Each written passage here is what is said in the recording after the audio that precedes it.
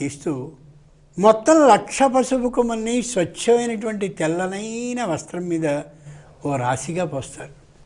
ఎంత ముచ్చటగా ఉంటుందో చూడడానికి. ఆ పసుపు కొమ్ముల చుట్టూరా వెండి తీగని, సన్ననైన తీగని 3 చుట్లతో అలా చుట్టి పెడతారు.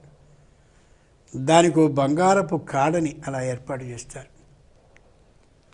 ఆ రాశి మీద చక్కనైనటువంటి కలశాన్ని పెట్టి ఆ కలశం మీద స్వచ్ఛమైన వస్త్రాన్ని ఏర్పాటు చేసి త్రికోణాంతర దీపిక, అమ్మవారు త్రికోణం మధ్యలో అలా వెలుగుతూ ఉంటుంది కాబట్టి ఆ వస్త్రం మీద త్రికోణాన్ని వేసి ఆ మధ్యలో బొట్టు పెడతారు.